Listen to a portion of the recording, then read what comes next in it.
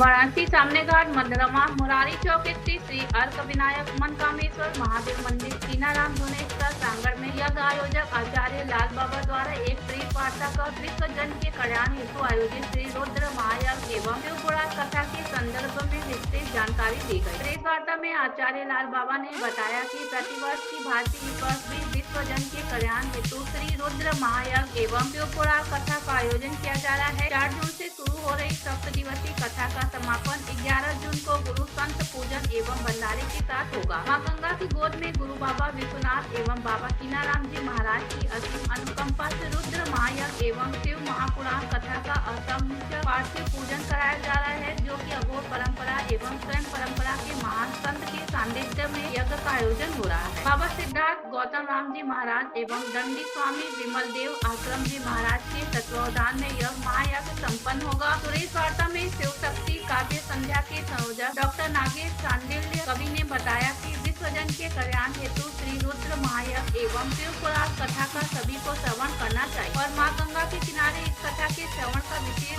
महत्व होता है। वाराणसी से धनेश्वर सहानी की रिपोर्ट।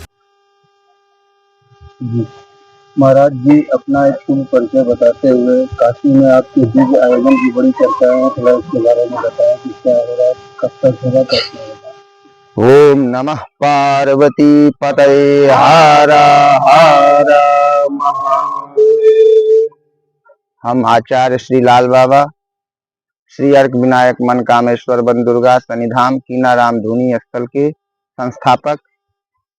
यह विगत 8-9 वर्षों से यहाँ पे श्री लक्ष्मी नारायण महायज्ञ का आयोजन हो रहा था, लेकिन बाबा कीनाराम धुनी स्थल से हम जब जुड़े तब से शिवमय का विचार बना और हमने रुद्र महायज्ञ का निर्णय लिया, जो कि इस भारतवर्ष में 2025 में 4 ग्रहों का एक साथ लग्न में आना, तो ग्रहों की स्थिति को देखते हुए हम लोगों ने यह विचार किया, इस महायज्ञ से हमारे विश्व में जहां भी अभ्युदय हो रहा है, जहां भी मारपीट लड़ाई हो रही, उससे बचने के लिए हमारे शहीद देशवासियों के लिए और वीर सैनिकों के लिए हमने इस यज्ञ को करने का आयोजन किया, जिसमें हमारे अघोरेश्वर श्री अघोर संप्रदाय के महान संत श्री सिद्धार्थ गौतम राम जी महाराज का सानिध्यता में एवं दंडी स्वामी विमल देव आश्रम जी महाराज के सानिध्यता में यह पावन यज्ञ एवं समस्त ग्रामवासियों के सहयोग से इसको कराया जा रहा है, जो कि सभी जनों को लाभ पहुंच सके और सबको इसका पुण्य का भागी प्राप्त हो सके, इसलिए हम लोग इस यज्ञ को करने का कार्य कर रहे हैं। महाराज जी काशी के दिव्य तट पे किए गए अनुष्ठान है और यज्ञों का फल सुनते हैं कि बड़ा ज्यादा और अच्छा मिलता है लोगों को, क्या कहना चाहेंगे इस पे? तो हम आपको एक ही बात कहेंगे, अघोरा ना परो मंत्रो नास्ति तत्वम गुरु परम, अर्थात अघोर से बड़ा कोई देवता नहीं और अघोर से बड़ा कोई मंत्र नहीं। यहाँ इस कड़ में, इस मट्टी में थोड़ा भी जो भी इस माँ गंगा के तट में इसका सेवा कर लेता है, वह अश्वमेध यज्ञ का पुण्य प्राप्त करता है। देखने में भले हम लोग यहाँ की व्यवस्था जैसे भी है, लेकिन ये सब माँ गंगा की कृपा से हम लोग हैं।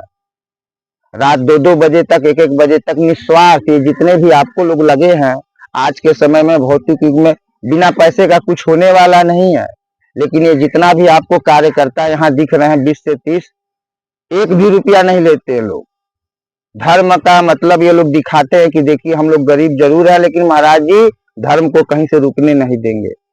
और ये सारे गांव का और आप जैसे लोगों का सब सहयोग से कार्य पूरा हो रहा है और यज्ञ का फल अति उत्तम है, जिसका हम वर्णन नहीं कर सकते। बस इतना जानते हैं, सेवा जो करेगा भगवान उसको फल देते रहेगा। महाराज जी आश्रम की प्राचीनता और रहस्य के बारे में कुछ बताए, हम लोग आते ही बड़ा दिव्यता जाएगा। हाँ, अब इस पे हम थोड़ा आपको फोकस देंगे कि बगल में भगवान श्री अर्क विनायक हैं। अर्क यानी मदार, मदार के गणेश जी जो जड़ से निकले हुए हैं, उनको हम लोग अचल देवता हैं, उन्हीं के सानिध्यता में यज्ञ करते हैं और जो भी 21 दिन इस श्री अर्क विनायक भगवान का दर्शन एवं पूजन कर लेता है, मनोवांछित फल भगवान देते हैं, क्योंकि वह मदार के जड़ से स्वयंभू हैं। स्वयं मदार देखते हैं शिव जी को कितना प्रिय होता है, उसी जड़ के यह देवता है। और यहाँ जितने भी देवी देवता मूर्ति है सब माँ गंगा से ही प्राप्त हुए हैं ना, कोई मूर्ति हम लोग खरीदे नहीं है। यहाँ पूजा पाठ भावना से ये सारी व्यवस्था को हम लोग लेकर चलने का काम कर रहे हैं। और यज्ञ में हमारे यजमान है श्री विकास पांडे जी, यज्ञ के सहायक हमारे आचार्य लोग हैं, जितने देख रहे हैं सभी लोग लगे हुए हैं। विश्व स्तर का यज्ञ का हम लोग नाम दिए तो विश्व स्तर के लोगों को जोड़ने का भी काम कर रहे हैं। तो धन्यवाद आप मीडिया भाइयों का है कि आप लोग हमारे इस वाणी को कई लोगों में दिखाएं और लोगों को यह बताएं कि गंगा बड़ी गोदावरी तीर्थ में प्रयाग। काशी तो लोग वास करते हैं लेकिन काशी आकर मूल उद्देश्य भूल जाते हैं। काशी किस लिए है? काशी धर्म के लिए है, और जब धर्म का जो रक्षा करेगा उसका सदैव महादेव रक्षा करेंगे। नमः पार्वती पतये हरा हरा। डॉक्टर साहब, बड़ा ही दिव्य महायज्ञ का पूरा चर्चा सभी जगह पे चल रहा है, क्या कहना चाहेंगे सर?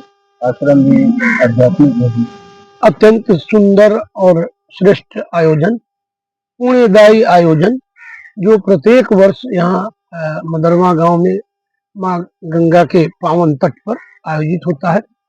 पूज्य महाराज लाल बाबा के नेतृत्व में सिद्ध त्रिकुंड आश्रम के पीठाधीश्वर बाबा सिद्धार्थ गौतम जी की पावन उपस्थिति में और दंडी सन्यासी मछली बंदर मठ के पीठाधीश्वर श्री विमलदेव तीर्थ जी के पावन सानिध्य में विश्व कल्याणार्थ देश पर जो संकट है उसके निवारण के लिए और आम आदमी को संकटों से मुक्त करने के लिए ये पावन यज्ञ प्रत्येक वर्ष की भांति इस वर्ष भी आयोजित होने जा रहा है।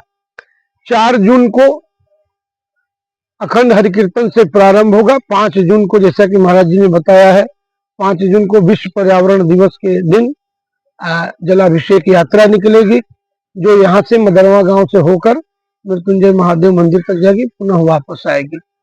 शिव पुराण की, क्योंकि हम शिव की नगरी में रहते हैं और शिव कल्याण के देवता हैं, तो शिव पुराण की कथा प्रत्येक दिन यहाँ होनी है। उसके बाद शिव शक्ति काव्य संध्या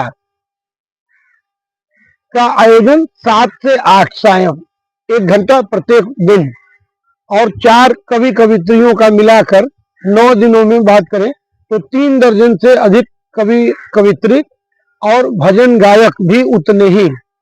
शिव शक्ति काव्य संध्या और शिव शक्ति भजन संध्या प्रत्येक दिन आयोजित है। देश विदेश के श्रद्धालु इस कार्यक्रम में भाग लेने आएंगे और अखंड भंडारा प्रत्येक दिन दोपहर में भी और रात में भी।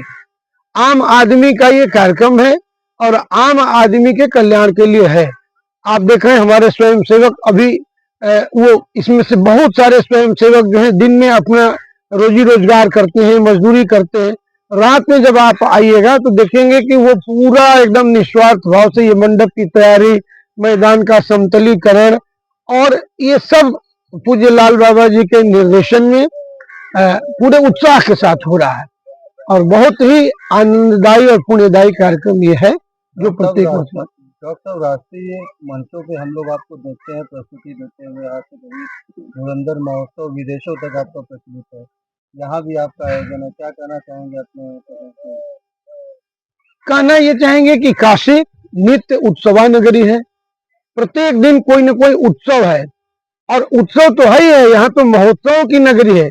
7 वार 9 त्योहार कहा जाता है काशी के बारे में। और शिव प्रसन्नानंदम नीलकंठम दयालम कहा गया, हमेशा प्रसन्न रहने वाले, शीघ्र प्रसन्न रहने वाले देवता है। तो जो काशी में रहता है वो तमाम बाधाओं के बावजूद भी हमेशा प्रसन्न रहता है। और काशी शिव की जो नगरी है वो हास्य के अधिष्ठाता देवता की नगरी, क्योंकि हास्य के अधिष्ठाता देवता है शिव। शिव हमेशा प्रसन्न रहते हैं। तो हम तो ये कहना चाहेंगे कि मरने पर बाजा बजता है, आकर देखो काशी में, मुर्दा भी कैसे सजता है, आकर देखो काशी में। और पहन लंगोटी पोत भभूति, स्मशान में शिव विराजते, मरघट में घंटा बजता है, आकर देखो काशी में। ये अलौकिक नगरी काशी, जहाँ मृत्यु में भी उत्सव है और नित्य उत्सव है। धन्यवाद। जी महाराज जी, अगर कार्यक्रम के बारे में देखा जाए तो कैसा शेड्यूल समय सारणी बन रही है? जी, कार्यक्रम हमारा पर्यावरण दिवस है 5 जून। तो 4 जून को हम अखंड हरि कीर्तन से प्रारंभ करेंगे कि 24 घंटा पहले यहाँ वातावरण शिवमय हो जाए। 5 जून को हमारा प्रातः काल से कलश यात्रा निकलेगा, जो ग्राम मदरवा से होते हुए सामने घाट में टुंजे महादेव पे जाके रुकेगा। वहां से जल यात्रा प्रारंभ होते हुए पुनः यहाँ पे आएगा। और ठीक 5 तारीख को ही हमारा शिव महापुराण की कथा, जो कि बंगाल के पीठाधीश्वर श्री जगत गुरु वासुदेवाचार्य जी महाराज करेंगे। उसके बाद सायंकालीन कवि सम्मेलन एवं भजन संध्या का कार्यक्रम, जो कि डॉक्टर नागेश सांडिल्य जी और डॉक्टर अलख निरंजन जी के सानिध्यता में यह कार्य संपादित होगा। यही हमारी व्यवस्था है।